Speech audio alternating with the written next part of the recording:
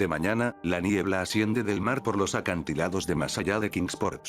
Sube, blanca y algodonosa, al encuentro de sus hermanas las nubes, henchidas de sueños de húmedos pastos y cavernas de leviatanes. Y más tarde, en sosegadas lluvias estivales que mojan los empinados tejados de los poetas, las nubes esparcen esos sueños a fin de que los hombres no vivan sin el rumor de los viejos y extraños secretos y maravillas que los planetas se cuentan entre sí durante la noche.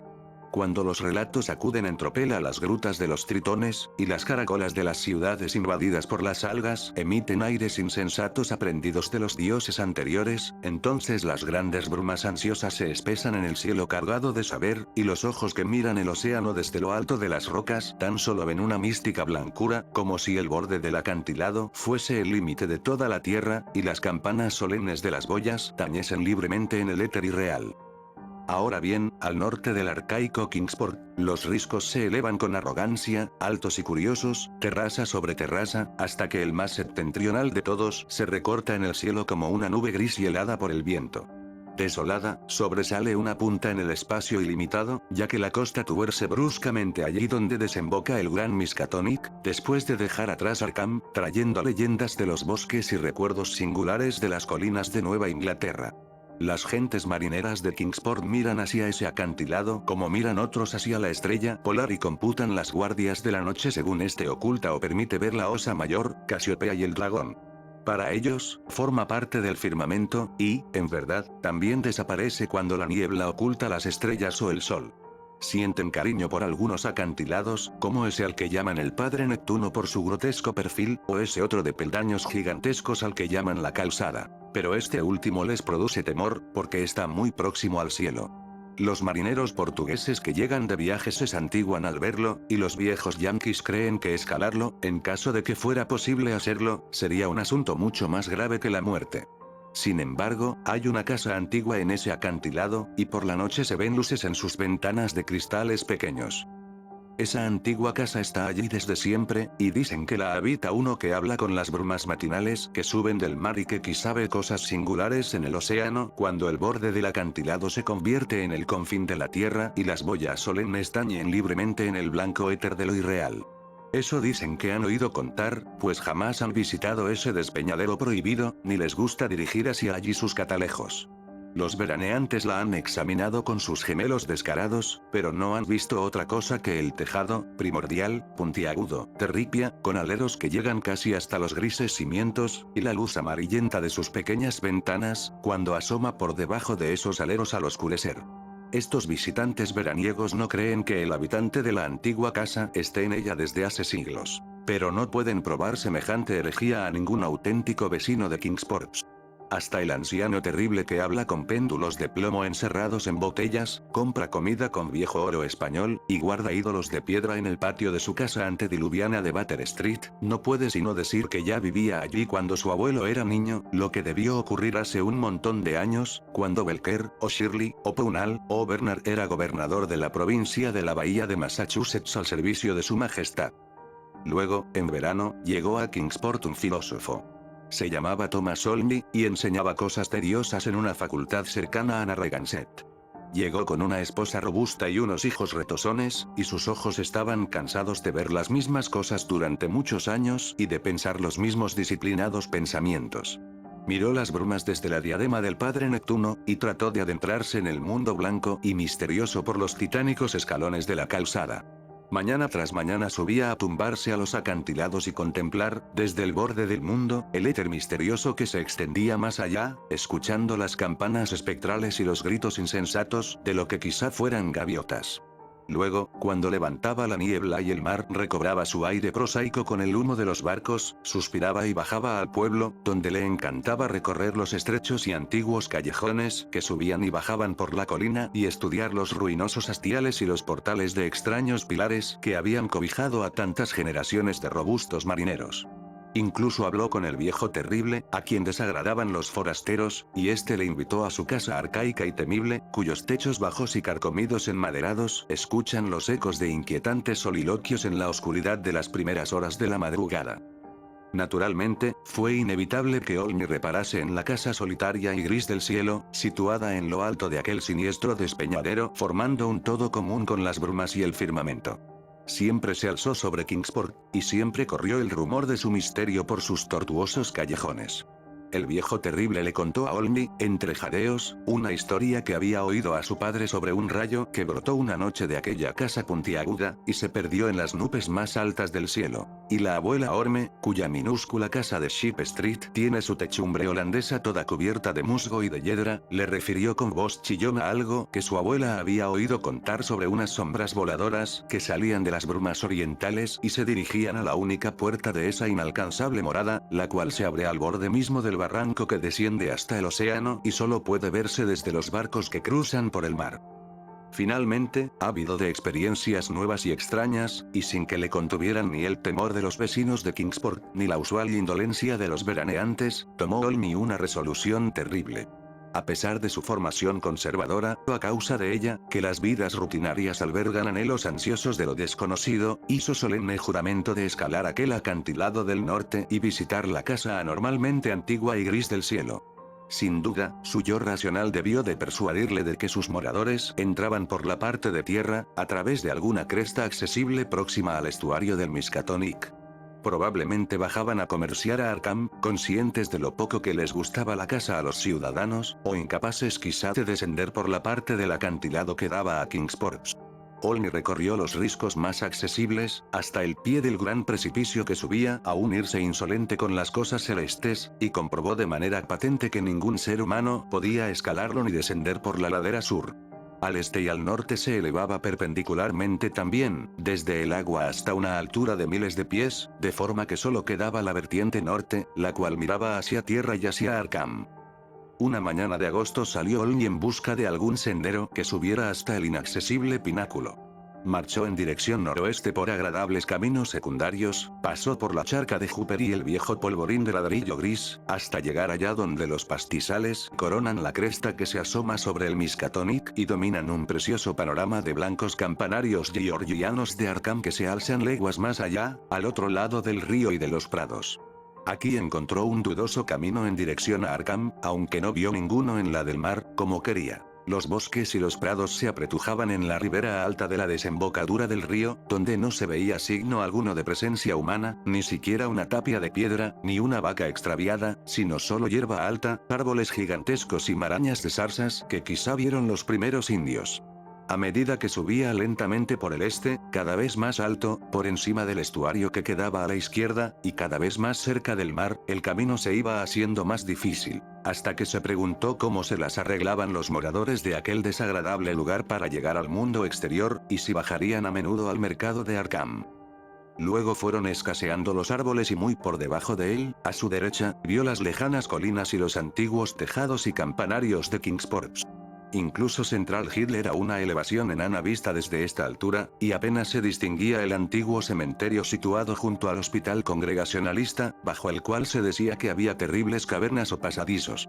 Antes sí tenía una extensión de hierba rala y matas de arándanos. Más allá estaba la roca pelada del despeñadero y el delgado pico donde se encaramaba la temible casa gris. La cresta se estrechó ahora, y Olmi sintió vértigo en la soledad del cielo, con el espantoso precipicio al sur, por encima de Kingsport, y la caída vertical de casi una milla, hasta la desembocadura del río, al norte.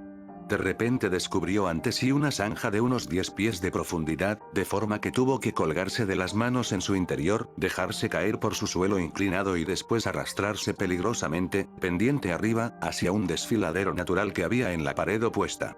Este era, pues, el camino que los habitantes de la inusitada casa recorrían entre la tierra y el cielo. Cuando salió de la zanja se estaba formando una bruma matinal, pero vio claramente la casa impía y orgullosa allá adelante. Sus paredes eran grises como la roca, y su elevado pico se alzaba osadamente contra la blancura lechosa de los vapores marinos. Y descubrió que no había puerta en la fachada que miraba hacia tierra, sino solo un par de ventanucos sucios y enrejados, de cristales redondos, según la moda del siglo XVIII. A todo su alrededor no había más que nubes y caos, y no se distinguía nada por debajo de la blancura del espacio ilimitado.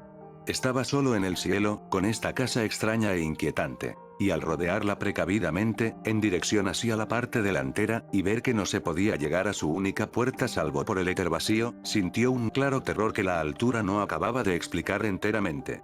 Y era muy extraño que todavía existieran tablas carcomidas que formaban la techumbre, y que los deshechos ladrillos formaran aún la chimenea. Cuando espesó la niebla, Olney reptó de una ventana a otra, por las fachadas norte, oeste y sur, tratando de abrirlas, pero todas estaban cerradas. Se sintió vagamente aliviado al comprobarlo, porque cuanto más miraba la casa, menos deseos tenía de entrar. Entonces, un ruido le hizo detenerse. Oyó un chirrido de cerradura, el ruido de un cerrojo al descorrerse y un gemido largo como si abriesen lentamente una pesada puerta. Sonó en la parte que daba al océano, la que él no podía ver, donde la estrecha puerta se abría al vacío, en el cielo brumoso, a miles de pies por encima de las olas. A continuación sonaron unas pisadas graves, pausadas, en el interior de la casa, y Olney oyó que abrían las ventanas. Primero las que daban al norte, que era el lado opuesto a donde estaba él ahora. Después, las del oeste, al otro lado de la esquina. A continuación abrían las del sur, bajo los grandes aleros del lado donde él se encontraba. Y hay que decir que se sentía más que incómodo, pensando que tenía la detestable casa a un lado, y al otro el vacío. Cuando le llegó el ruido de las ventanas más próximas, se deslizó otra vez hacia la fachada de poniente, aplastándose contra el muro junto a las que ahora estaban abiertas. Era evidente que el propietario había llegado a casa. Pero no había llegado por tierra, ni en globo, ni en ninguna aeronave imaginable. Volvieron a sonar pasos, y Olney se escurrió a la cara norte. Pero antes de haber conseguido ocultarse, una voz le llamó suavemente, y comprendió que debía enfrentarse con su anfitrión. Asomado a la ventana oeste vio un rostro con una gran barba negra y ojos fosforescentes que reflejaban la huella de visiones inauditas. Pero su voz era afable y tenía una calidad singularmente antigua, de forma que Olney no sintió temor alguno cuando una mano morena le ayudó a subir el alféizar y a saltar al interior de la baja habitación revestida de oscuro roble y con mobiliario estilo Tudor. El hombre vestía ropas antiguas, y le envolvía un halo indefinible de sabiduría marinera y ensueños sobre altos galeones. Olney no recuerda muchos de los prodigios que le contó, ni siquiera quién era. Pero dice que era extraño y afable, y poseía la magia de insondables vacíos de tiempo y de espacio. La pequeña habitación parecía verde, a causa de la luz acuosa que la iluminaba, y Olney vio que las ventanas distantes que daban al este no estaban abiertas, sino cerradas al brumoso éter con cristales gruesos como fondos de viejas botellas. El barbado anfitrión parecía joven, aunque miraba con ojos impregnados de antiguos misterios. Y por los relatos de hechos antiguos y prodigiosos que contaba, podía inferirse que tenían razón las gentes del pueblo al decir que comulgaba con las brumas del mar y las nubes del cielo antes de que hubiese un pueblo que contemplara su taciturna mirada desde la llanura de abajo. Y transcurrió el día, y Olney seguía escuchando el rumor de los viejos tiempos y lugares. Y oyó cómo los reyes de la Atlántida lucharon contra viscosas blasfemias que salían retorciéndose de las grietas del fondo oceánico, y cómo los barcos extraviados podían ver a medianoche el templo hipóslito de Poseidón, y cómo comprendían al ver lo que se habían extraviado para siempre. El anfitrión rememoró los tiempos de los titanes, pero se mostró reservado al hablar de la era oscura y primera, del caos que precedió a los dioses e incluso al nacimiento de los anteriores, cuando los otros dioses iban a danzar a la cima del Jatekla, situado en el desierto pedregoso próximo a Ultar, más allá del río Sky. Al llegar a este punto llamaron a la puerta, aquella antigua puerta de roble tachonada de clavos frente a la cual solo existía un abismo de nube blanca. Olney alzó la mirada con temor, pero el hombre barbudo le hizo una seña para que permaneciese en silencio, acudió a la puerta de puntillas y se asomó por una mirilla muy pequeña. No le agradó lo que vio, de modo que se llevó un dedo a la boca, y corrió con sigilo a cerrar las ventanas y pasar las favellas antes de regresar a su antigua butaca junto a su invitado. Entonces Olmi vio recortarse sucesivamente contra los rectángulos traslúcidos de cada una de las pequeñas ventanas, conforme el visitante daba vuelta en torno a la casa antes de marcharse, una silueta negra y extraña, y se alegró de que su anfitrión no contestara a esas llamadas. Porque hay extraños seres en el gran abismo, y el buscador de sueños debe tener cuidado de no despertar ni encontrar a los que no le conviene. Después empezaron a congregarse las sombras. Primero, unas sombras pequeñas, furtivas, bajo la mesa. Luego, las más atrevidas, por los rincones recubiertos de madera. Y el hombre barbado hizo enigmáticos gestos de oración, y encendió altas velas hincadas en extraños candelabros de latón. De cuando en cuando miraba hacia la puerta como si esperase a alguien. Finalmente, unos golpecitos singulares parecieron contestar a su mirada, sin duda reproduciendo algún código secreto y antiguo. Esta vez ni siquiera se asomó por la mirilla, sino que quitó el gran barrote de roble y descorrió el cerrojo, abriendo la pesada puerta de par en par a las estrellas y la niebla. Y entonces, al son de oscuras armonías, entraron flotando en la estancia todos los sueños y recuerdos de los dioses poderosos de la tierra. Y unas llamas doradas jugaron con cabelleras de algas, y Olmi les rindió homenaje deslumbrado. Allí estaba Neptuno con su tridente, y los bulliciosos tritones, y las fantásticas nereidas, y a lomos de delfines iba una enorme concha dentada en la que viajaba la figura pavorosa y gris de Nodens, señor del gran abismo. Y las caracolas de los tritones emitían espectrales mugidos y las nereidas producían extraños ruidos golpeando grotescas conchas resonantes de desconocidos moradores de las negras cavernas marinas.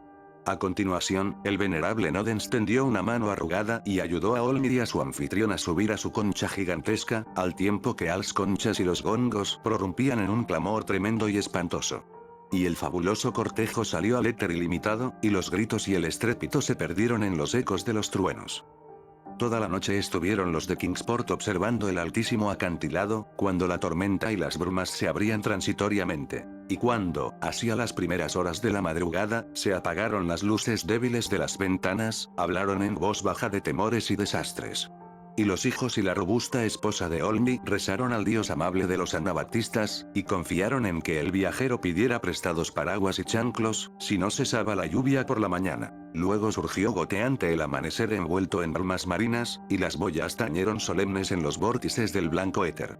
Y a mediodía, los cuerpos mágicos de unos duendes sonaron por encima del océano mientras Olmi descendía de los acantilados al antiguo Kingsport, seco, con los pies ligeros y una expresión lejana en los ojos.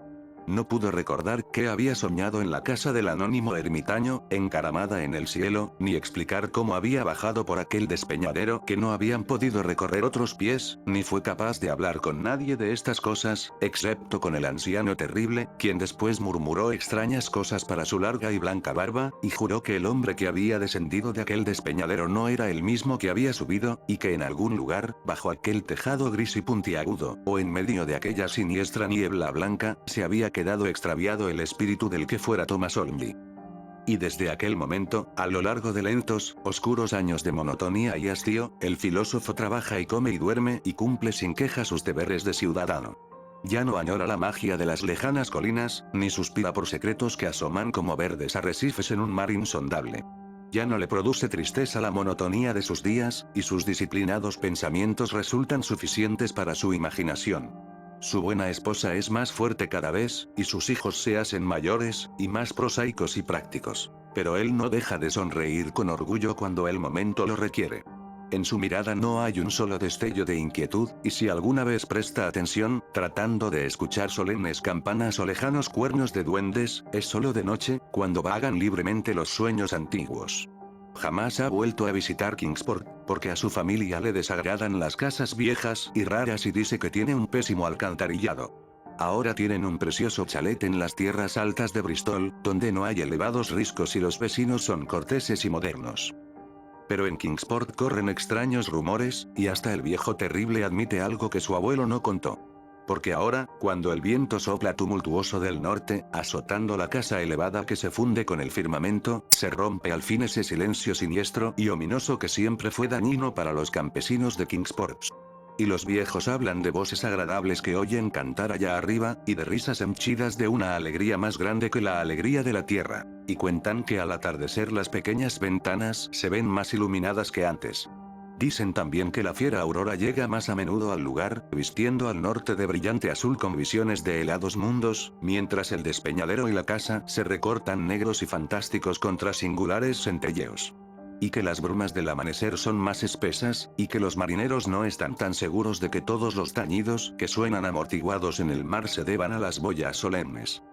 Lo peor, sin embargo, es que se han secado los viejos temores en los corazones de los jóvenes de Kingsport, más inclinados cada vez a escuchar por la noche los rumores distantes que les trae el viento del norte. Juran que ningún daño ni dolor puede habitar en esa casa elevada, ya que las nuevas voces llevan alegría y, con ella, un tintineo de risas y música. No saben qué relatos pueden traer las brumas marinas a ese pináculo encantado del norte, pero ansían conocer alguno de los prodigios que llaman a la puerta que da al vacío, cuando las luces aumentan de espesor. Los patriarcas temen que algún día suban uno a ese pico inaccesible, y averigüen los secretos seculares que se ocultan bajo el puntiagudo tejado que forma parte de las rocas, las estrellas y los antiguos temores de Kingsport. Están convencidos de que esos jóvenes atrevidos podrán regresar, pero piensan que quizá se apague alguna luz en sus ojos, y algún deseo en sus corazones. Y no desean que un Kingsport extraño, con sus empinados callejones y sus hastiales arcaicos, contemple indiferente el paso de los años, mientras crece el coro de risas, voz tras voz, y se haga más fuerte y desenfrenado en ese desconocido y terrible nido de águilas donde las brumas y los sueños de las brumas se demoran en su trayecto del mar a los cielos. No quieren que las almas de sus jóvenes abandonen los plácidos hogares y las tabernas de techumbre holandesa del viejo Kingsport, ni desean que suenen con fuerza las risas y canciones del elevado y rocoso lugar. Porque así como la voz recién llegada ha traído nuevas brumas del mar y nuevas luces del norte, así, dicen, otras voces traerán más brumas y luces, hasta que tal vez los viejos dioses, cuya existencia insinúan solo en susurros por temor a que les oiga el sacerdote congregacionalista, salgan de abajo, abandonen la desconocida cadad del desierto frío, y vengan a morar en ese despeñadero perversamente apropiado, tan próximo a las suaves colinas y valles de las sencillas y apacibles gentes marineras. No quieren que esto suceda, pues la gente sencilla, las cosas que no son de esta tierra son mal recibidas. Y además, el viejo terrible recuerda a menudo lo que Olney contó sobre la llamada que el morador solitario temía, y la forma negra e inquisitiva que ambos vieron recortarse en la bruma, a través de esas extrañas ventanas traslúcidas en forma de ojo de buey. Todas estas cosas, sin embargo, solo las pueden decidir los dioses anteriores. Entretanto, las brumas matinales suben por ese pico vertiginoso y solitario de la vieja casa puntiaguda, esa casa gris de aleros bajos en la que no se ve a nadie, pero a la que la noche trae furtivas luces, mientras el viento del norte habla de extrañas fiestas. Suben desde las profundidades, blancas y algodonosas, a reunirse con sus hermanas las nubes, llenas de ensueños sobre húmedos pastos y cavernas de leviatanes. Y cuando los cuentos vuelan densos en las grutas de los tritones, y las caracolas de las ciudades cubiertas de algas elevan sones salvajes aprendidos de los dioses anteriores, entonces los grandes vapores de las brumas suben ansiosos en tropel hacia el cielo cargado de saber. Y Kingsport, refugiándose inquieto en los acantilados menores, bajo el vaporoso centinela de la roca, ven tan solo, hacia el océano, una mística blancura, como si el borde del acantilado fuese el confín de la tierra, y las solemnes campanas de boyas tañesen libremente en el éter irreal.